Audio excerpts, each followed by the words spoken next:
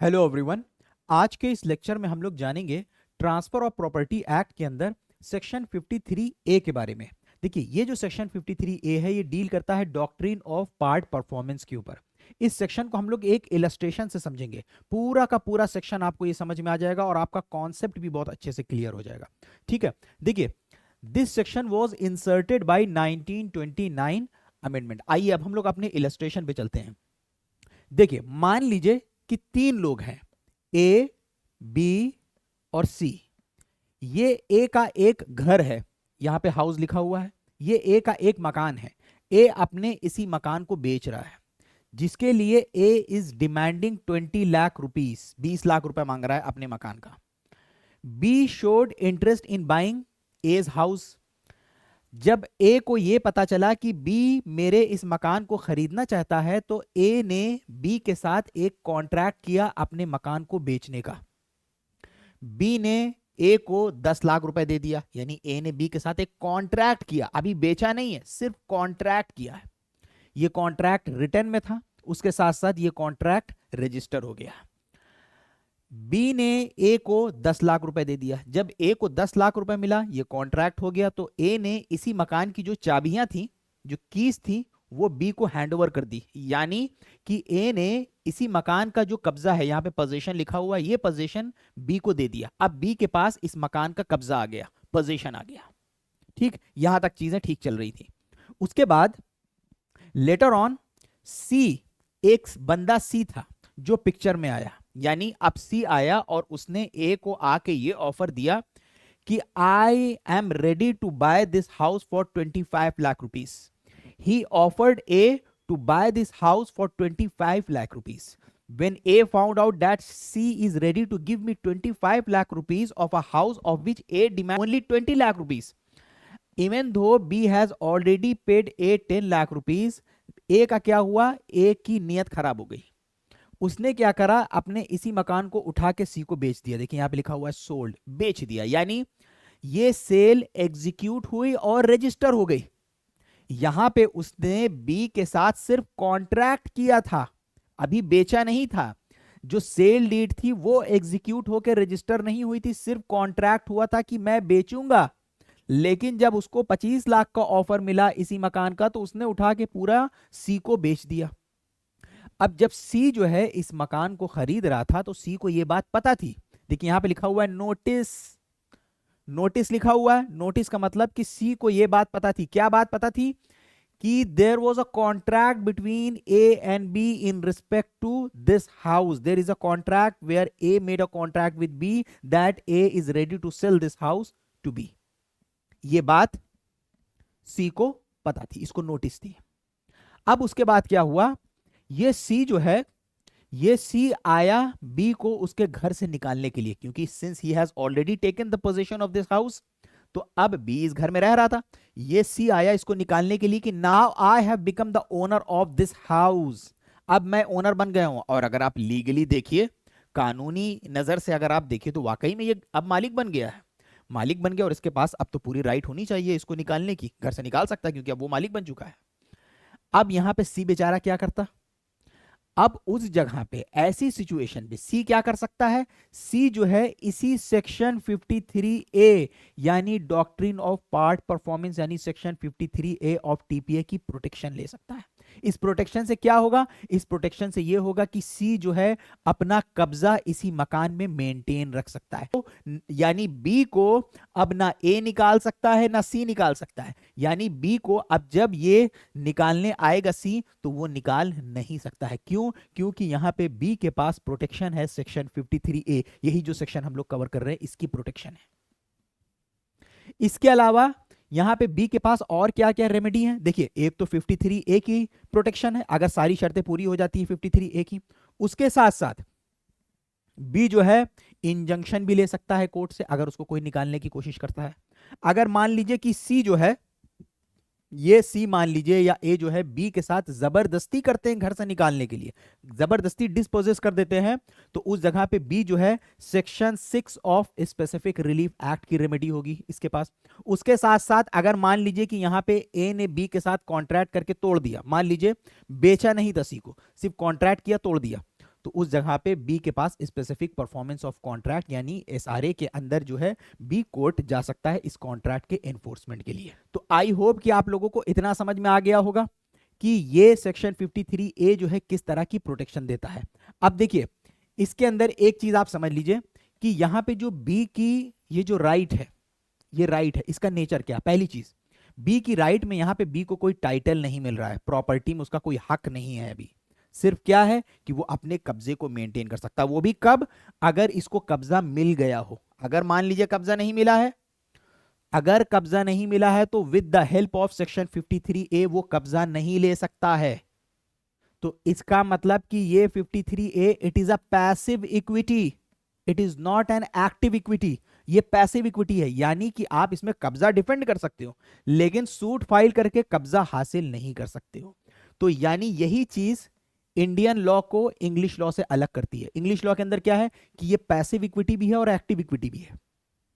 आप सूट भी फाइल कर सकते हो और डिफेंड भी कर सकते हो, लेकिन इंडिया के अंदर सिर्फ डिफेंड कर सकते हो। उसके साथ साथ इंडिया के अंदर ये कॉन्ट्रैक्ट जो है ये हमेशा लिखित में होना चाहिए।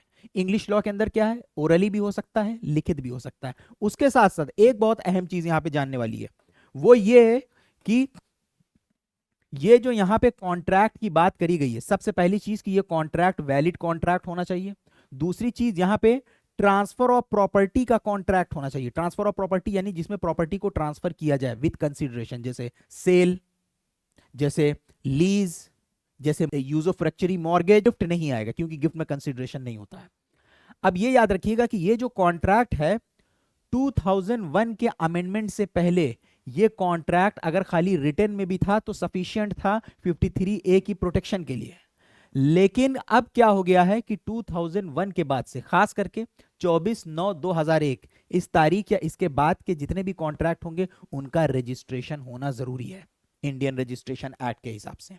ठीक है, ये जो 2001 का अमेंडमेंट था इसने 53 ए को भी अमेंड किया, उसके साथ साथ इंडियन रजिस्ट्रेशन एक्ट के अंदर सेक्शन 17 और 49 के अंदर जो है इसने अमेंड किया। तो अब क्या हो गया है कि 2001 के बाद से इसका रजिस्ट्रेशन होना जरूरी है, तभी आपको 53 ए की प्रोटेक्शन मिलेगी। अगर रजिस्ट्रेशन नहीं है तो बाकी दूसरी रेमेडी आपको मिल जाएगी, जैसे कि आपने कंसिडरेशन दिया है, आपने पैसा दिया है स्पेसिफिक परफॉर्मेंस ऑफ कॉन्ट्रैक्ट के लिए, लेकिन आपको 53 ए की सिर्फ प्रोटेक्शन नहीं मिलेगी। देखिए एक चीज और आपको यहां पे ध्यान रखना है कि बी जो है इसको सेक्शन 53 ए की प्रोटेक्शन तभी मिलेगी कि जब ये अपना पार्ट परफॉर्मेंस यानी जो इसने अपना आधा कॉन्ट्रैक्ट फुलफिल कर लिया, 10 लाख दिया है, ये तो 20 लाख रुपए मांग रहा था ना, अभी भी इसको 10 लाख रुपए इसको देना है। अब मान लीजिए कि इसके पास 10 लाख नहीं बचा, अब इसके पास नहीं है, ये नहीं दे पाएगा। तो अगर ये नहीं दे पाएगा तो इसका मतलब है कि जो बचा हुआ कॉन्ट्रैक्ट है ये फुलफिल नहीं कर सकता है। ये फुलफिल करना चाहिए, इसकी विलिंगनेस होना चाहिए कि हाँ ये करना चाहता है, इसके पास तकरीबन जो है कैपेसिटी होनी चाहिए उस कॉन्ट्रैक्ट को फुलफिल करने की, तब जाके इसको सेक्शन 53 ए की प्रोटेक्शन मिलेगी। आइए अब हम लोग इसको बेयर एक्ट के अंदर समझते हैं। अब आपको एकदम अच्छे से समझ में आ जाएगा, बस आप इसी इलस्ट्रेशन को ध्यान में रखिएगा। तो अब देखिए यहां पे हम लोग जा रहे हैं बेयर एक्ट के अंदर सेक्शन 53 ए ऑफ टीपीए को कवर करने के लिए। देखिए अब ये क्या बोल रहा है, ये बोल रहा है where any person contract to transfer, A ने बी के साथ कॉन्ट्रैक्ट किया था ट्रांसफर करने के लिए, बेचने के लिए, फॉर कंसिडरेशन 20 लाख रुपए मांग रहा था, for consideration any immovable property, any immovable property, अपने मकान को बेचने के लिए उसने कॉन्ट्रैक्ट किया था इमूवेबल प्रॉपर्टी।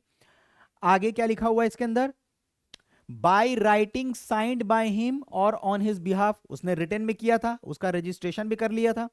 उसके बाद from which the terms necessary to constitute the transfer can be ascertained with reasonable certainty. उसके साथ साथ इसमें बताया गया है कि जो उसने रिटर्न में कॉन्ट्रैक्ट किया था उसको पढ़ के ये चीज बिल्कुल क्लियर हो जानी चाहिए कि वो एक्चुअली में बेचना ही चाह रहा था।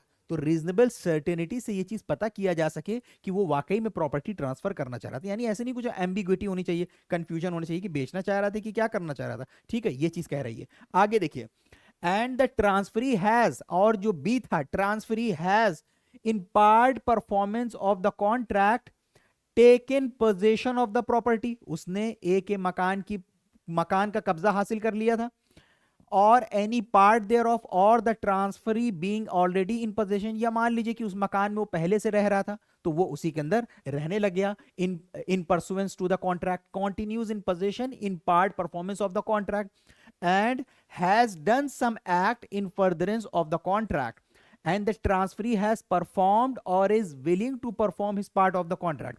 अब जो उसने 10 लाख रुपए दिया था, उसके बाद जो बाकी का 10 लाख रुपए है और जो कॉन्ट्रैक्ट का पार्ट बचा हुआ है परफॉर्म करने के लिए, उसको करने के लिए वो तैयार है या तो उसने परफॉर्म कर दिया है। तो आगे क्या बताया गया है, then notwithstanding that, अब देखिए यहां पास से ओमिट किया गया क्योंकि पहले यहां पे लिखा हुआ था कि अगर कॉन्ट्रैक्ट खाली रिटर्न में भी होगा तो मान लिया जाएगा, अब इसको हटा दिया गया है यहां से। तो यानी अब कॉन्ट्रैक्ट का रजिस्ट्रेशन कंपलसरी हो गया। कहां लिखा हुआ है, रजिस्ट्रेशन एक्ट के सेक्शन 17 में। Where there is an instrument of the transfer that transfer has not been completed, तो कहा गया है कि इससे कोई मैटर नहीं है कि ट्रांसफर जो है कंप्लीट नहीं हुआ है उस मैनर में जिस मैनर में लॉ ने कहा है। In the manner prescribed therefore by the law for the time being in force। आगे क्या लिखा है, the transferor or any person claiming under him, या ट्रांसफरर या कोई भी उसके अंडर अगर क्लेम कर रहा हो, shall be debarred, shall be debarred मतलब पूरे तरीके से बार्ड होगा, from enforcing against the transferee, transferee के अगेंस्ट अपनी किसी भी राइट को इन्फोर्स करने के लिए डिबार्ड होगा। Transferee any person claiming under him any right in respect of the property, उस प्रॉपर्टी को लेके, of which the transferee has taken और कंटिन्यूड इन पोजीशन, जिसके अंदर ट्रांसफरी ऑलरेडी रह रहा है, था, जिसका पोजीशन उसके पास था या उसने पोजीशन ले लिया था, other than a right expressly provided by the terms of the contract. तो आई होप कि आप लोगों को समझ में आ गया होगा, पूरा उसी की पिक्चर को अपने दिमाग में बसा लीजिए। आगे देखिए क्या लिखा हुआ है, provided that nothing in this section, कह रहा है nothing in this section shall affect the rights of a transferee, ये कह रहा है कि लेकिन उसके बाद भी ये सेक्शन उस ट्रांसफरी की राइट को अफेक्ट नहीं करेगा। याद करिए सी जो था, सी ने जब उस मकान को खरीदा था तो सी को पता था कि दोनों के बीच में कॉन्ट्रैक्ट है। मान लीजिए अगर सी को पता नहीं होता तो उस जगह पे जो सी को प्रॉपर्टी बेची गई थी वो वैलिड होती। उसी चीज को प्रोविजो कह रहा है कि provided that nothing in this section shall affect the rights of a transferee for consideration, यानी अगर वो खरीदता है हु हैज नो नोटिस, वहां पे तो सी को नोटिस थी, कह रहा अगर नोटिस नहीं होती, ऑफ द कॉन्ट्रैक्ट और of the part performance thereof. तो आई होप कि आपको ये सेक्शन 53A अच्छे से समझ में आ गया होगा। बेयर एक्ट की लैंग्वेज के साथ भी कॉन्सेप्ट की क्लैरिटी भी आपकी आ गई होगी और इसके आपको कई डायमेंशन भी समझ में आ गए होंगे। Thank you everyone for watching, have a good night.